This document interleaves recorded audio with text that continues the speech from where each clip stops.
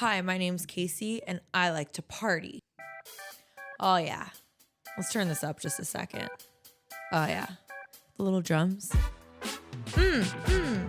Hello, everybody, and welcome back to the program.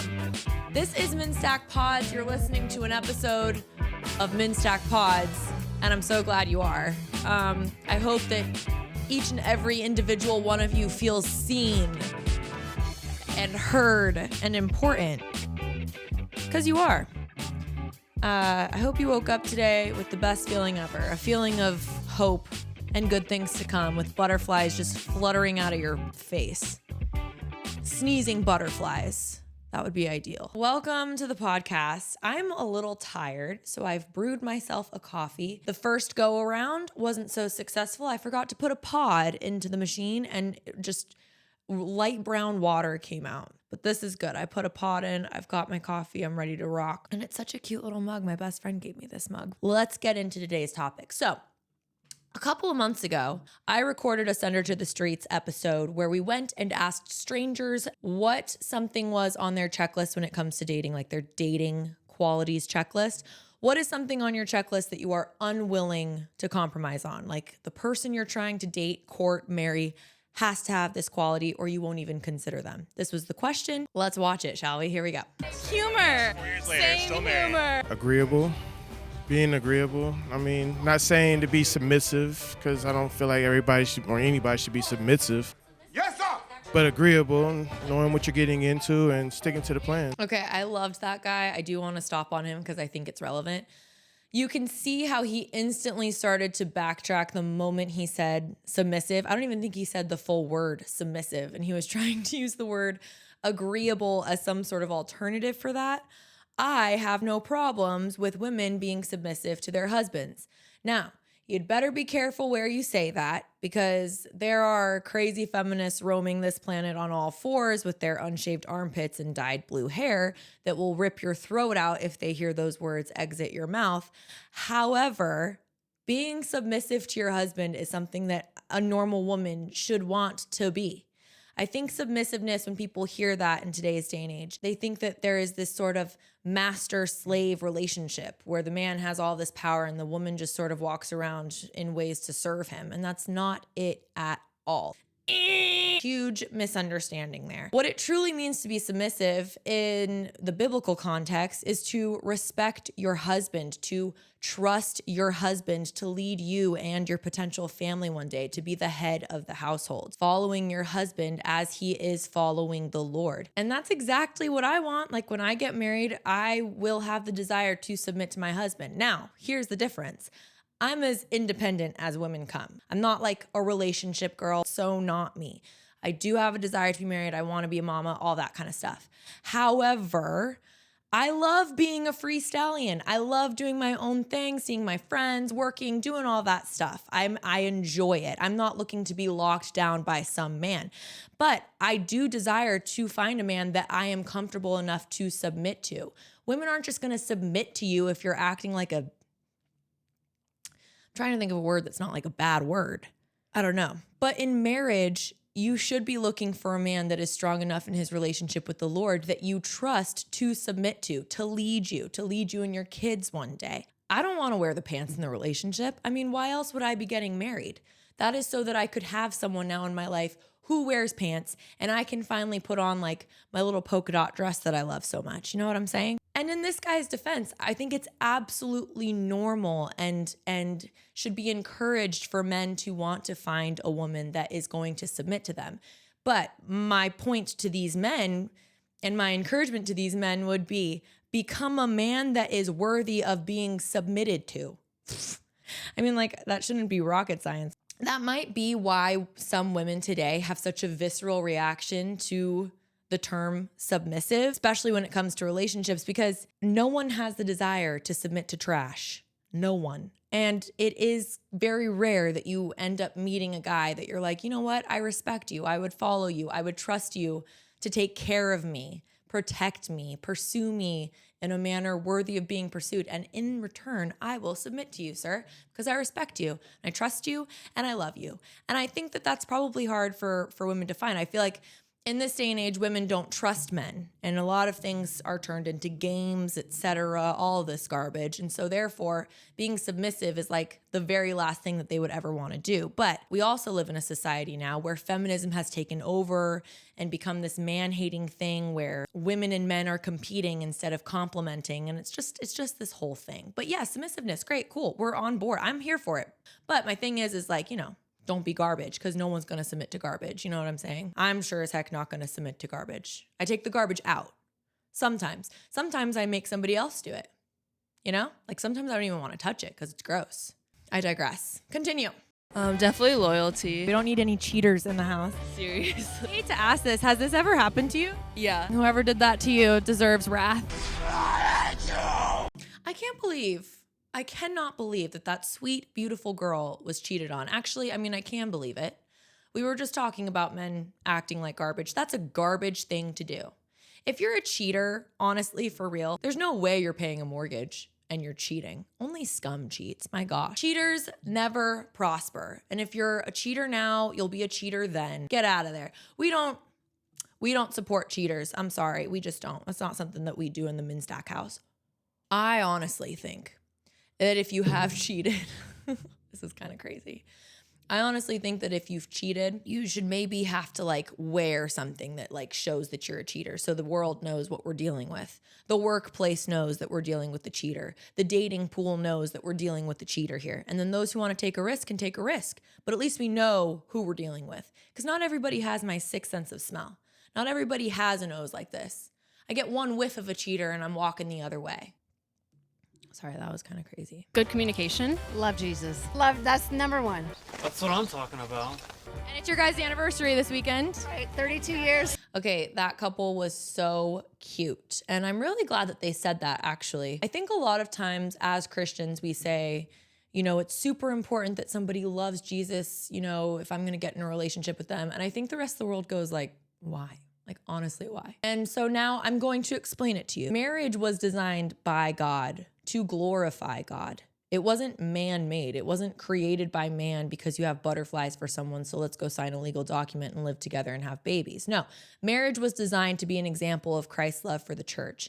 And what is Christ's love for the church? The ultimate example of what love is. It's a self-sacrificial love. When Christ hangs on the cross for you and dies for your sin, that, first of all, he's paying the debt that you'll never be able to pay. And he's showing the ultimate fulfillment of what love could ever be.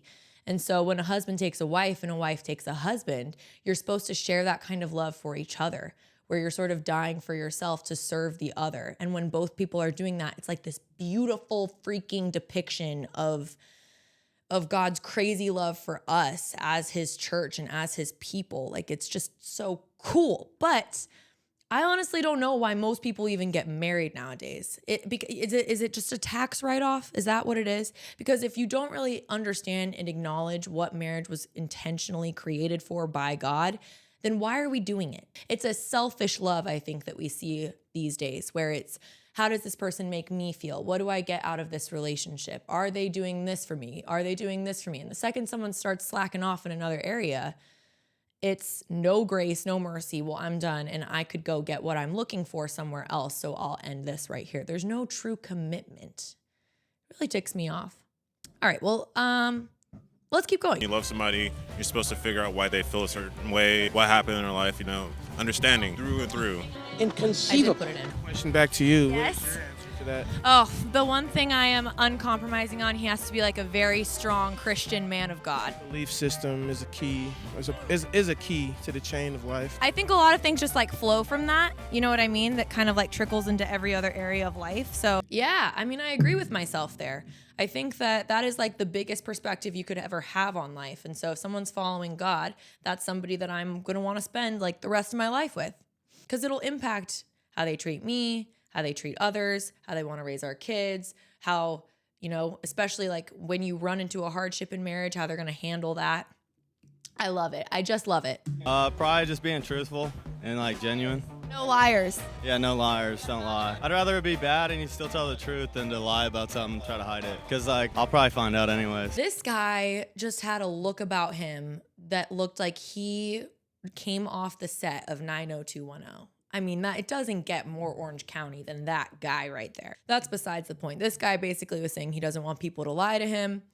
I don't want people to lie to me either. Liars are the worst kind of people. I feel like liars and cheaters are just completely in the same vein, right? I guess you could lie about other stuff. Like you could lie about how much money you have. I don't know, whatever. Just don't lie. Message to the liars out there. If you're watching, and don't lie to yourself by saying you're not a liar, because you probably are. The truth always has a really sneaky way of presenting itself in the worst moments at the worst time, but the truth will always come out. So you have two options. You can either deal with the consequences when the truth does come out and present itself, making you look like a terrible person, or you can tell the truth. Telling the truth is fun. I promise you, nothing bad's gonna happen to you unless you're coming forth about bad things that you've done. There's natural consequences to everything. Listen, I don't know what to tell you. Ability to expand. Expand in like their ideas. I would say in general, so your experiences, yeah, I guess ideas as well. So you guys can have differing ideas, but if you're just hard set on everything in life, I can't deal with non-fluid people. Non-fluid people. So I dissected this because it's like, so fluid, right? Fluid meaning liquid, meaning formless, voidless, shapeless, because you can put liquid into any kind of vase, any kind of shape, and it'll take on its form, meaning you believe that everything is relative. You have no strong stance in any sort of faith, morals, or social issues.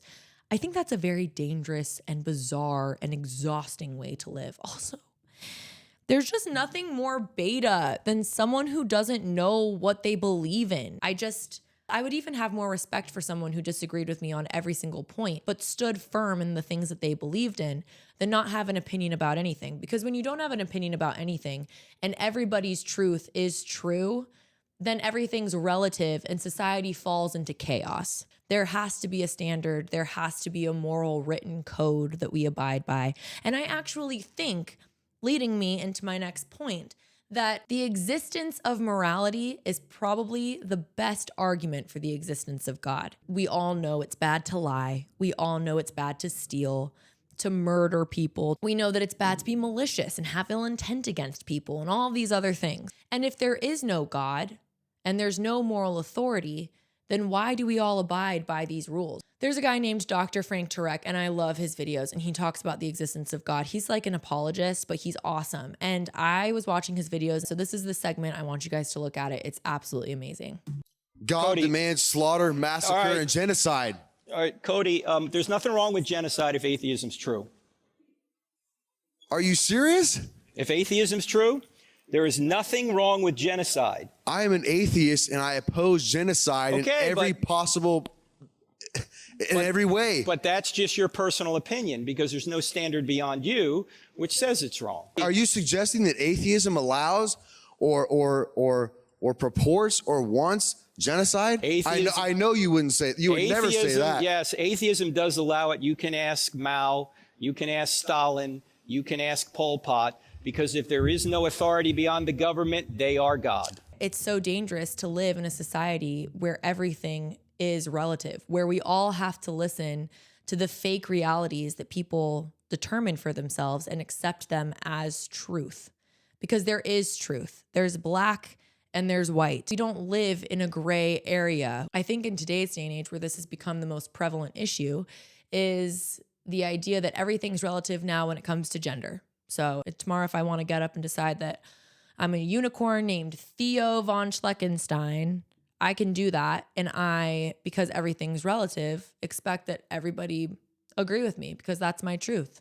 When we become a nation that starts to stray away from the God-given truths that we see inherently built in all of us, we descend into madness. I always find it odd when you have people who are like hardcore conservatives that don't believe in God. I always think it's very interesting when you meet people who have this desire to be rah, rah for America and bleed red, white, and blue and want to change the country to get us back to our very traditional values, but they refuse to acknowledge the existence of God. I think that that's odd because why is that important? Why not let the country descend into whatever mess we're descending into and allow everybody to have their way? See, I look at it and I go, I am a conservative because of God. Like that all just flows from my faith in God to begin with. First, there's a faith and a realization that God is real. Then there's a relationship with him. And then because of that, I choose to be a conservative because my faith shapes the way that I form every decision in my life. How I live, the things I do, the things I don't do, the things I want to grow and be better in, the things that I want to refrain from. All of that has to do with the fact that I believe that there's a God. Okay, last but not least, since we are talking about dating, oh my gosh, I just hit this thing and it just made the biggest, loudest noise. Since we are talking about dating today, I thought it would be appropriate to discuss the biggest dating rumor going around the town these days, which would be Taylor Swift and Travis Kelce. Yeah, you guessed it. I can't even believe I'm talking about this. I think it's so stupid. I think it's so dumb, but it needs to be discussed. I mean, this is just my opinion. So if you have an issue with it, I think that you can go kick rocks because I don't care what you have to say. This is what I think. I don't believe for one moment that Travis Kelce and Taylor Swift are in love and actually dating. And Travis Kelce, I don't know the man personally. Don't know much about him, but I can tell you this much. I don't like him. I do not like him. And I would not let my daughters date him. And I like Taylor Swift. Like, we need to protect Taylor Swift from herself, and herself being Travis Kelce. Like, get that man away from Taylor Swift. Another part of me looks at it and I go, like, as annoying as it is a good PR move. I don't know, man. I don't know. I hope she doesn't freak out. I hope Taylor Swift doesn't have like a Britney Spears shaving the head moment. Being famous would suck. That's all I'm going to say. Being famous would absolutely blow. I can't imagine the kind of mental illness all of these famous people have. Clearly, there's a lot.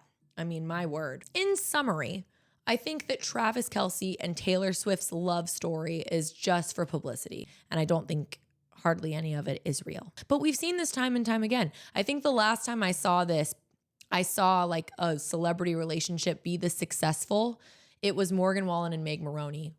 And if you're not in the country community, then you don't know what I'm talking about. But Megan Maroney posted a photo in Morgan Wallen's shirt on her Instagram. And he commented, "Whose shirt is that anyway?"